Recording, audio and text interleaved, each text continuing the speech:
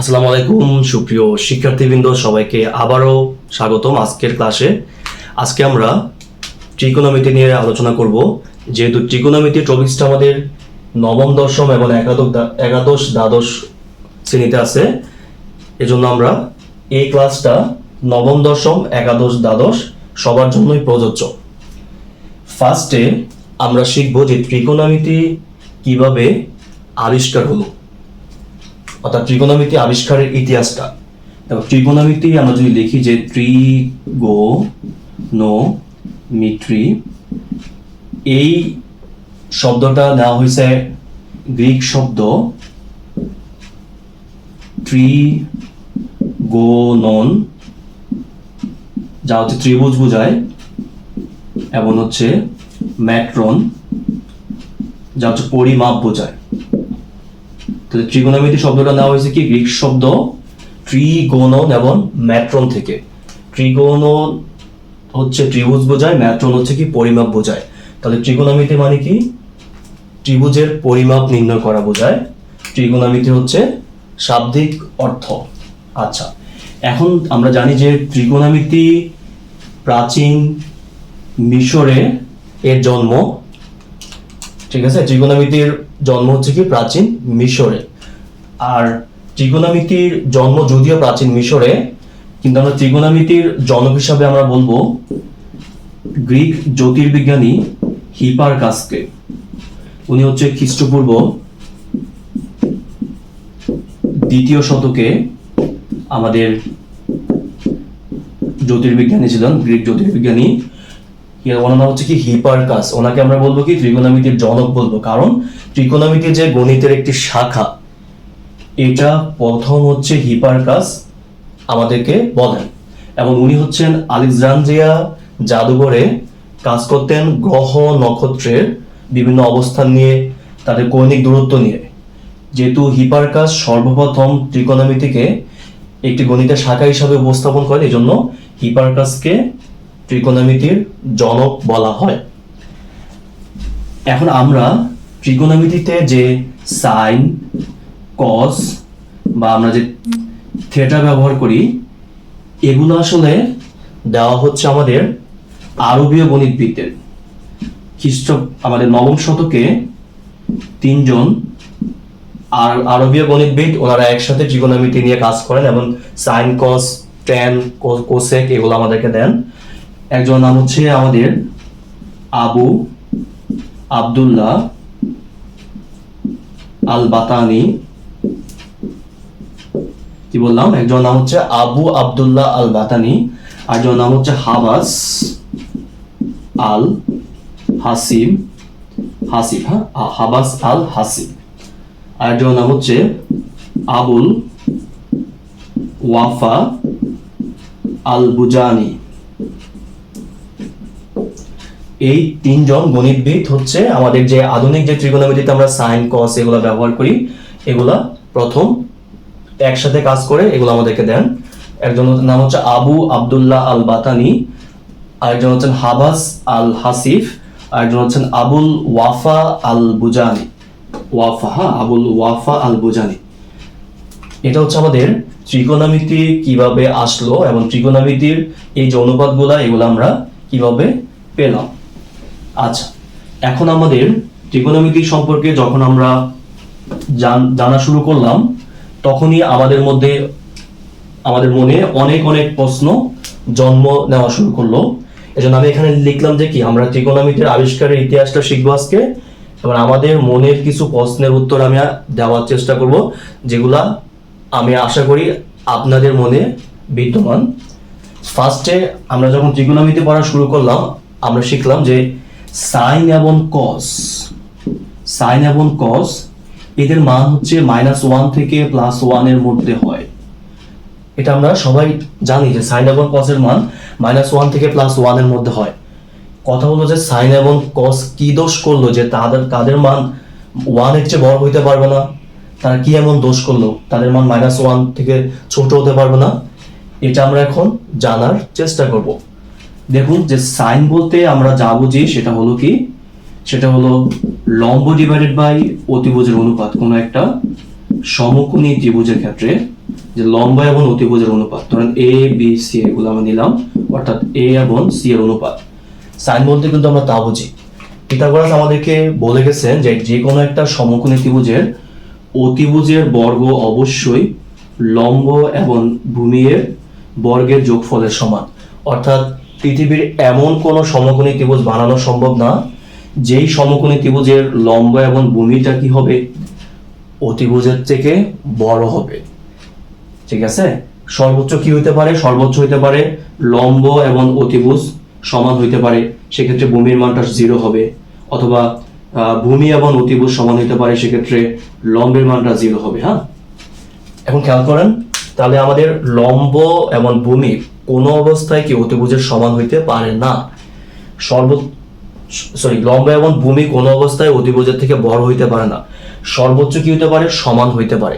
এবার খেয়াল করুন তো, ধরুন একটা সমকোণী ত্রিভুজের লম্ব হচ্ছে আপনার 10 একক আর অতিভুজ হচ্ছে 10 একক, তাহলে সেটার ভূমি কত হবে, সেটার ভূমি হবে 0, কারণ লম্ব যখন অতিভুজের সমান হয় তখন ভূমির মানটা হয় 0। তাহলে ভূমি যদি আমার 0 হয়ে যায়, তাহলে লম্ব আর অতিভুজ যদি সমান হয়, সেক্ষেত্রে আমাদের সাইনের মানটা কত আসবে, অর্থাৎ আমরা যদি এখানে কোণ দিই, একটা থিটা কোণ, সাইন থিটার মানটা কত আসবে, 1 আসবে না, কারণ দুইটা মান তো সমান, দুইটা সমান মানের অনুপাত কত, 1 হয়। আচ্ছা, এটা হলো আমাদের যখন লম্ব অতিভুজের সমান হবে তখন 1 হবে। কিন্তু বাকি ক্ষেত্রে কি হবে দেখুন তো, বাকি ক্ষেত্রে লম্বগুলো হচ্ছে অতিভুজের চেয়ে কি হয়, ছোট হয়।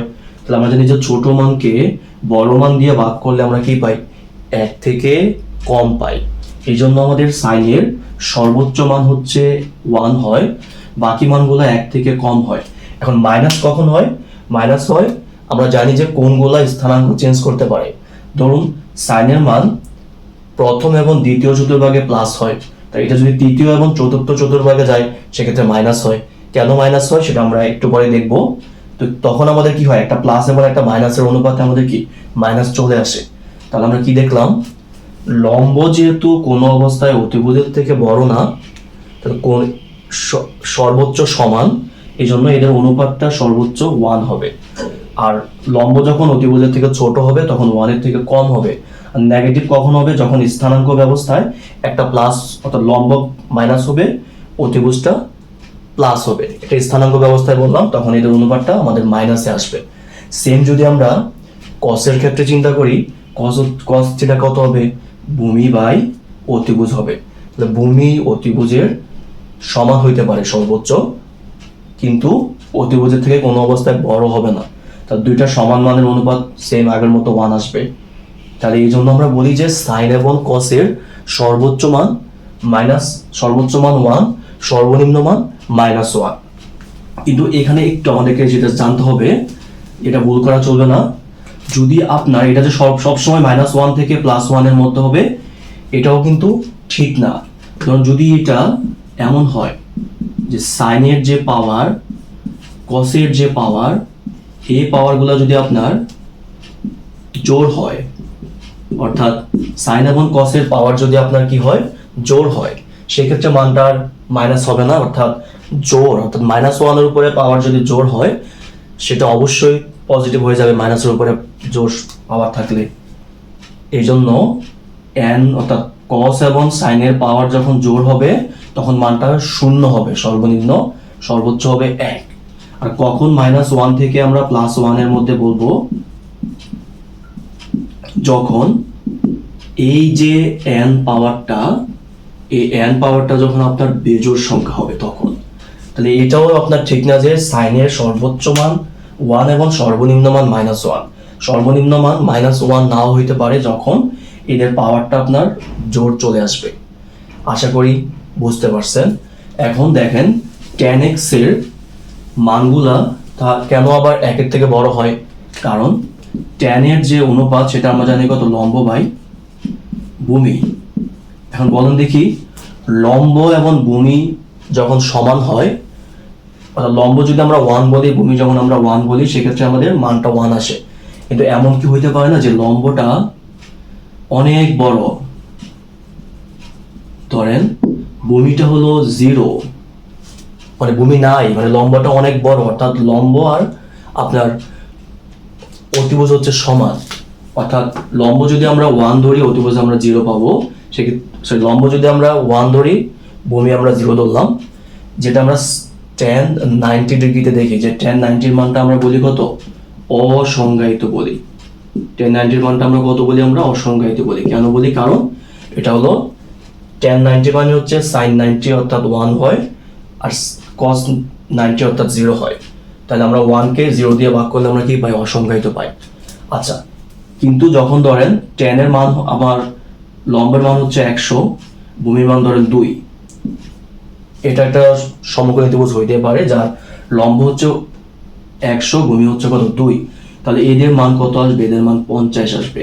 অর্থাৎ এদের যে অনুপাতের মানটা এটা একের থেকে বড় হচ্ছে, মানে বড় হতে পারে। এইভাবে আমরা সেকের ক্ষেত্রেও বড় পাই, কটের ক্ষেত্রেও বড় পাই, কোসেকের ক্ষেত্রেও বড় পাই, কিন্তু সাইন এবং কসের ক্ষেত্রে মানটা -1 থেকে +1 এর মধ্যে হয়। আশা করি এই প্রশ্নের উত্তরটা আপনারা বুঝতে পারছেন। পরবর্তী প্রশ্ন হচ্ছে, আমরা জানি যে এন্টি ক্লকওয়াইজ, অর্থাৎ আমরা যখন ঘড়ির কাঁটার বিপরীত দিকে ঘুরি আমরা কোনগুলোকে বলি পজিটিভ, আর ক্লকওয়াইজের কোনগুলোকে বলি আমরা নেগেটিভ বলি। কেন আমরা এন্টি ক্লকওয়াইজের কোনগুলোকে পজিটিভ বলি, ক্লকওয়াইজের কোনগুলোকে আমরা নেগেটিভ বলি, এটাকে যদি আমরা একবারে সহজ ভাষায় বুঝতে চাই, মানে একবারে সবচেয়ে সহজ কনসেপ্টটা, ধরুন আপনি এক্স কে আমরা কি বলি, সবসময় রেফারেন্স লাইন বলি। অর্থাৎ আমরা এক্স অক্ষ থেকে আমরা কোনো দিকে যাই, মানে এক্স এর মান পাইলে আমরা কি ওয়াই এর মান পাই। আর সহজ ভাষা হচ্ছে আমাদের এই, আমরা ও এক্সটাকে আমরা এখানে রেফারেন্স বলবো আমাদের কোণের ক্ষেত্রে। এখন ধরুন আপনি ও এক্স এর উপর দাঁড়ায় আছেন, তো আপনার ইচ্ছা হলো কি আপনি একটু ঘুরবেন, অর্থাৎ কোন দিকে ঘুরবেন, আপনি একটু ওয়াই এর দিকে ঘুরবেন, এদিকে তো ওয়াই এর মান, আবার এদিকে ঘুরতে পারেন আপনার চাইলে, সমস্যা নাই। এখন দেখেন আপনি যখন এক্স এর দিক থেকে ওয়াই এর দিকে যাচ্ছেন, আপনি যখন এক্স এর দিক থেকে আপনি ওয়াই এর দিকে যাচ্ছেন, তখন আপনি এন্টি ক্লকওয়াইজে যাইতে পারেন, ক্লকওয়াইজে যাইতে পারেন। এবার খেয়াল করুন তো, এন্টি ক্লকওয়াইজে গেলে ওয়াই এর মানটা কেমন পাওয়া যায়, প্লাস পাওয়া যায়। আমি যদি ক্লকওয়াইজে যাই ওয়াই এর মানটা কেমন পাওয়া যায়, মাইনাস পাওয়া যায়। যেহেতু এন্টি ক্লকওয়াইজে গেলে ওয়াই এর মানটা প্লাস পাওয়া যায়, এই জন্য আমরা বলি যে এন্টি ক্লকওয়াইজের কোনগুলা প্লাস হবে। ক্লকওয়াইজে গেলে যেহেতু ওয়াই এর মানগুলো মাইনাস পাওয়া যায়, এই জন্য আমরা বলি যে ক্লকওয়াইজের কোনগুলা কি হবে, মাইনাস হবে। এটা আমরা সবচেয়ে সহজ ব্যাখ্যাটা বললাম, এটার আরো অনেক ব্যাখ্যা আছে, সেটা আমরা না শিখলাম। আশা করি আপনারা বুঝতে পারছেন যে এন্টি ক্লকওয়াইজে ওয়াই এর মান প্লাস বলে আমরা কোনগুলাকে প্লাস ধরতেছি এন্টি ক্লকওয়াইজে, অর্থাৎ এন্টি ক্লকওয়াইজে ওয়াই এর মানটা প্রথমে প্লাস পাওয়া যায়, এই জন্য কোনগুলা প্লাস। ক্লকওয়াইজে ওয়াই এর মানটা প্রথমে মাইনাস পাওয়া যায়, এই জন্য কোনগুলা হচ্ছে আমাদের মাইনাস। তাহলে এটা আমরা শিখলাম। পরবর্তী যখন আমরা 9 10-এ ছিলাম তখন আমরা বলতাম যে একটা চতুর্ভাগ দিতাম, সবসময় বলতাম যে ফার্স্ট চতুর্ভাগে অল ত্রিকোণমিতিক অনুপাত পজিটিভ। এখানে বলতাম আমরা সাইন এবং কোসেক পজিটিভ, এখানে বলতাম আমরা ট্যান এবং কট পজিটিভ। মানে তৃতীয় চতুর্ভাগে এখানে বলতাম আমরা কস এবং স্যাক পজিটিভ। তাহলে আমরা কি বললাম, আর এটাকে আমরা সহজ ভাষায় বোঝার জন্য আমরা একটা ছন্দ শিখলাম এরকম যে অল স্টুডেন্টস টেক কেয়ার। এভাবে আমরা শিখতাম একটা ছন্দ যে অল হচ্ছে প্রথমটা, স্টুডেন্টস এর এসটা হচ্ছে সাইন বোঝাচ্ছে, টেক এর টিটা হচ্ছে আমাদের ট্যান বোঝাচ্ছে, সি এর সিটা হচ্ছে আমাদের কস বোঝাচ্ছে। অর্থাৎ ফার্স্টে সব পজিটিভ, পরে সাইন পজিটিভ, যেহেতু সাইনের সাথে কোসেকের সম্পর্ক এই জন্য কোসেকটাও পজিটিভ। থার্ডে হচ্ছে আমাদের ট্যান পজিটিভ, ট্যানের সাথে যেহেতু কটের সম্পর্ক এই জন্য কটও পজিটিভ বলি আমরা। চতুর্থ হচ্ছে কস পজিটিভ, কসের সাথে যেহেতু স্যাকের সম্পর্ক এই জন্য আমাদের স্যাকও পজিটিভ। কিন্তু কথা হলো যে কেন ফার্স্ট চতুর্ভাগে অর্থাৎ প্রথম চতুর্ভাগে সব মানে পজিটিভ হইলো, এখানে সাইন কেন পজিটিভ, বাকিগুলো কি দোষ করছে সেটা আমরা জানার চেষ্টা করব। দেখেন আমরা যদি প্রথম চতুর্ভাগে বিন্দু নেই, আমি কিন্তু স্থানাঙ্ক জ্যামিতির সাহায্যে লিখতেছি, এটা হচ্ছে এক্স অক্ষ, এটা হচ্ছে ওয়াই অক্ষ, তাহলে এক্স প্রাইম, এটা হলো ওয়াই প্রাইম, এটা হলো মূল বিন্দুটা। এখন আমি করলাম কি, দেখুন ফার্স্ট চতুর্ভাগে একটা সমকোণী ত্রিভুজ আঁকলাম, এটা ও এ হচ্ছে তার ভূমি, ওবি হচ্ছে তার লম্ব, সরি ওবি হচ্ছে অতিভুজ, এবি হচ্ছে লম্ব। ধরুন এখানে ও থেকে এই পর্যন্ত এটাকে আমরা ধরলাম, আচ্ছা এখানে দেখলাম এটা হচ্ছে আমাদের এক্স ধরলাম, এটাকে আমরা এ থেকে বি পর্যন্ত এটাকে আমরা ওয়াই বললাম। তাহলে বলুন তো এখন এখানে বি এর বিন্দুটা কত আসবে? এক্স এবং ওয়াই আসবে, এখানে এক্স এখানে হচ্ছে ওয়াই।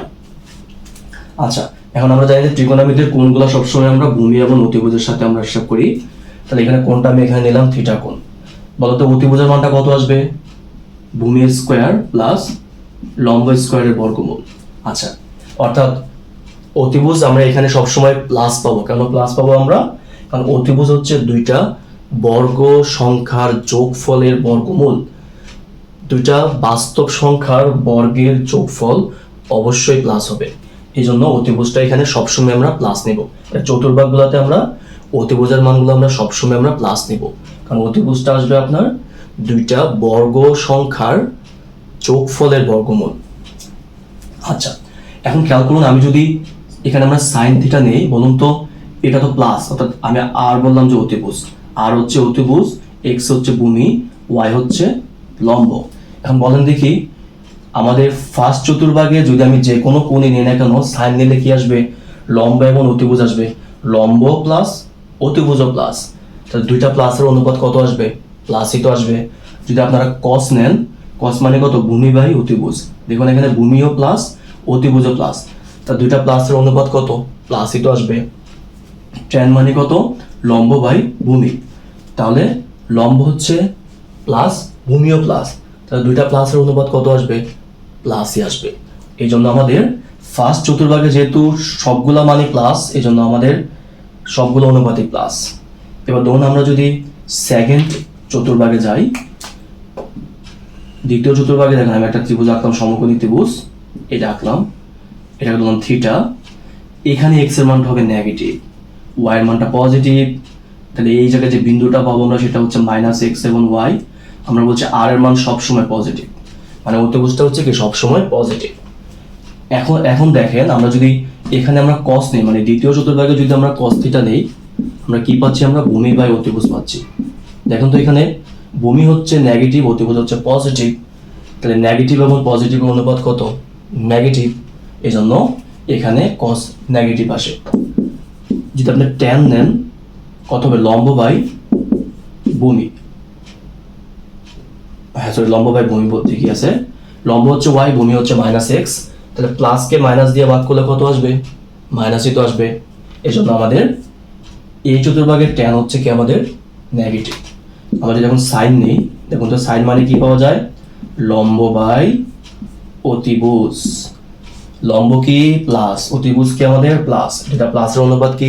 অবশ্যই প্লাস। এই জন্য শুধু এখানে সাইন এবং কোসেক হচ্ছে প্লাস হবে, বাকি চারটা অনুপাত আমাদের মাইনাস হবে। আশা করি বুঝতে পারছেন।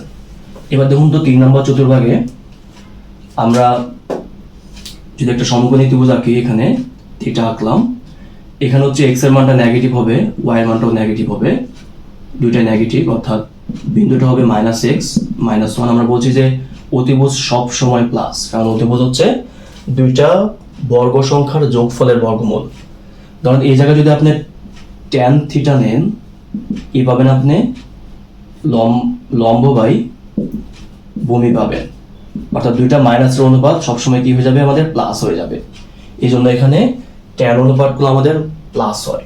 যদি আপনি এখানে সাইন নেন, লম্ব বাই কত পাবেন আপনি? অতিভুজ পাবেন, minus Y by R. Y মানটা হচ্ছে কি আমাদের নেগেটিভ, আর এর মানটা হচ্ছে কি আমাদের পজিটিভ, তাহলে নেগেটিভকে পজিটিভ দিয়ে ভাগ করলে কত? নেগেটিভই তো হয়। এই জন্য আমাদের সাইনের মানগুলো হচ্ছে কি নেগেটিভ, অনুরূপভাবে কসের মানগুলো নেগেটিভ হবে। এখন যদি এই জায়গায় আপনি আবার একটা ত্রিভুজ আঁকেন, এখানে থিটা ধরেন, এক্স এর মান প্লাস, ওয়াই এর মান হচ্ছে এখানে মাইনাস, বিন্দু হচ্ছে কত? এক্স মাইনাস ওয়াই, আর এর মান সব সময় প্লাস। তাহলে আমরা কি পাই? আমরা যদি কস নেই, আমরা বলবো ভূমি বাই অতিভুজ, ভূমি প্লাস অতিভুজ প্লাস, এই জন্য প্লাস। যদি আপনি সাইন নেন কি পাবেন? লম্ব বাই অতিভুজ, লম্ব মাইনাস অতিভুজ প্লাস, অবশ্যই মাইনাস। ট্যান নিলে কি হবে? লম্ব বাই ভূমি, লম্ব মাইনাস ভূমি হচ্ছে প্লাস, মাইনাস বাই প্লাস হচ্ছে কত? মাইনাস। এই জন্য আসলে স্থানাঙ্ক ব্যবস্থায় যখন আমরা বিন্দুর সাপেক্ষে কোণগুলোকে নিব তখন এক একটা চতুর্ভাগের ভিন্ন ভিন্ন মান সে দিবে। এই জন্য আমরা বলছিলাম যে সাইনের সর্বনিম্ন মান -1 হইতে পারে। কখন হইতে পারে? যখন সে 3 নাম্বার বা 4 নাম্বার চতুর্ভাগে যাবে তখন সে মাইনাস আমাকে মান দিবে। আশা করি আপনারা এই টপিকসটাও বুঝতে পারছেন। আচ্ছা, এবার আমরা আরেকটা জিনিস আমাদের শিখছি আমরা, সেটা হচ্ছে cos থিটা cos থিটা হয় আর sin থিটা sin থিটা হয়। কারণ কথা হলো যে cos এর কি এমন শক্তি যে সে মাইনাসকে খেয়ে ফেলে, এই জন্য এটা প্লাস হয়ে যায়। সাইনের কেন শক্তি নাই যে সে মাইনাসটাকে খেতে পারে না, এই জন্য সে মাইনাসটা সামনে দিয়ে দেয়। আমরা ছোটবেলা এবারে মনে রাখতাম যে cos মাইনাস মানে হচ্ছে cos মাইনাস খেয়ে ফেলে, সাইন মাইনাস মানে হচ্ছে কি সাইন মাইনাস খেতে পারে না, এই জন্য মাইনাসটা সামনে চলে আসে। আসলে কি খাওয়া না খাওয়ার সাথে এটা সম্পর্কযুক্ত? কখনোই না। কিসের সাথে সম্পর্কযুক্ত? দেখেন, ধরুন আপনি এই জায়গায় একটা ত্রিভুজ আঁকলেন, এটার সর্বসময় একটা ত্রিভুজ এখানে আঁকলেন, অর্থাৎ দুইটা ত্রিভুজের বাহুগুলো হবে সমান। মানে এই যে দুইটা ত্রিভুজ আমি নিলাম, ধরুন ত্রিভুজ ও এ বি সর্বসম ত্রিভুজ ও এসি। এই দুইটা ত্রিভুজ হচ্ছে কি আমাদের সর্বসম, মানে তিন বাহু সমান হইলে সর্বসম হতে পারে। এখানে ও এ বাহু হচ্ছে উভয় ত্রিভুজেরই সাধারণ বাহু। এবি বাহুটা আমি বললাম যে এসি এর সমান, ওবিটাকে বললাম আমরা ওসি এর সমান, এটা বললাম। হ্যাঁ, আচ্ছা, এবার আপনি একটা কাজ করেন, এই জায়গায় একটা কোণ নেন। দেখুন তো, আমি যদি এই ও এ বি ত্রিভুজের ক্ষেত্রে আমরা কোণ নেই, তাহলে এই কোণটা আমাদেরকে এন্টি ক্লকওয়াইজে নেওয়া লাগবে। এন্টি ক্লকওয়াইজে কোণের মানটা কেমন? প্লাস। আর যদি আমরা ও এ সি ত্রিভুজের দিকে যাই, আমাদেরকে ক্লকওয়াইজে যাওয়া লাগবে। তাহলে ক্লকওয়াইজে কোণের মানগুলোকে মাইনাস, অর্থাৎ এই জায়গায় হচ্ছে কোণের মানগুলো মাইনাস, এই জায়গায় হচ্ছে আমাদের প্লাস। মানে ক্লকওয়াইজে ঘোরার কারণে আমরা এই কোণটাকে মাইনাস বলছি, এন্টি ক্লকওয়াইজে ঘোরার কারণে এই কোণটাকে আমরা প্লাস বলছি। এবার খেয়াল করুন, আপনি যদি সাইন থিটা নেন, অর্থাৎ যদি আপনি এই কোণটাকে নেন, মানে এই ত্রিভুজের এই কোণটার জন্য অনুপাত নেন, সেটা হবে কত? লম্ব বাই অতিভুজ, অর্থাৎ এসি বাই ওসি। আচ্ছা, এখন আপনি বলুন তো দেখি, স্থানাঙ্ক ব্যবস্থায় এখানে এসিটা কার মান? এসিটা অবশ্যই আপনার ওয়াই এর মান। তাহলে এই জায়গায় ওয়াই এর মানটা কি? নেগেটিভ, জন্য আপনি এসি এর আগে একটা মাইনাস দিবেন। ওসি হচ্ছে কি বোঝায়? অতিভুজ বোঝায়, অতিভুজ সবসময় প্লাস। তাহলে মাইনাস বাই প্লাস হচ্ছে কত? মাইনাস।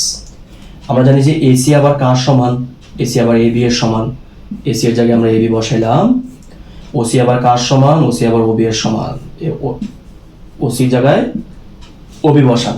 এবার খেয়াল করুন তো, এখানে এবি বাই ওবি কি হইল? এটা এবি বাই ওবি হইল যে এই ত্রিভুজের এই কোণের সাইন অনুপাত। এই জন্য আমরা বলি যে সাইন থিটা সমান মাইনাস সাইন থিটা। অনুরূপভাবে ট্যান থিটা ট্যান থিটা হবে, কট থিটা কট থিটা হবে, কোসেক থিটা কোসেক থিটা হবে। এখন কস থিটা কেন এখানে আপনার কস থিটা হয়? দেখেন, ধরুন কস থিটা নিলেন আপনি। কস মানে কি বোঝায়? ভূমি বাই অতিভুজ বোঝায়। ভূমি হচ্ছে এখানে ও এ, অতিভুজ হচ্ছে এখানে ওসি। ও এর মানটা কি দেখেন তো? ও এর মানটা হচ্ছে এই জায়গায় এক্স এর মান। তাহলে এই দিকের এক্স এর মানগুলো হচ্ছে প্লাস, ওসি সবসময় প্লাস। প্লাসকে প্লাস দিয়ে ভাগ করলে কি হবে? প্লাস হবে। ও এটা হচ্ছে উভয় ত্রিভুজের সাধারণ বাহু। দেখুন তো, এখানে ওসি অতিভুজটা কার সমান? এই অতিভুজের সমান। তাহলে ও এ বাই ওবি, ভূমি বাই অতিভুজ, এটা হচ্ছে এই কোণের কস অ্যাঙ্গেল, অর্থাৎ কস থিটা হচ্ছে কস থিটা। অনুরূপভাবে স্যাক থিটা স্যাক থিটা হবে। অর্থাৎ এগুলো আসলে খেয়ে ফেলবে না, এটার একটা গাণিতিক মিনিং আছে বা গাণিতিক একটা নিয়ম আছে। আরো সহজ ভাষা যদি আমরা বলি, দেখেন, প্লাস বলতে আমরা বুঝতেছি এন্টি ক্লকওয়াইজে, মাইনাস বলতে বুঝতেছি আমরা কি ক্লকওয়াইজে। তাহলে আমি যখন মাইনাসের দিকে ঘুরবো, আমি যখন চতুর্থ চতুর্ভাগের দিকে আসবো, তখন তো কস প্লাস হবে, কারণ কসের মানগুলো তো পজিটিভ, তাহলে সে এই জায়গায় থাক বা এই জায়গায় থাক, সে দুই জায়গায় সে প্লাস দিবে।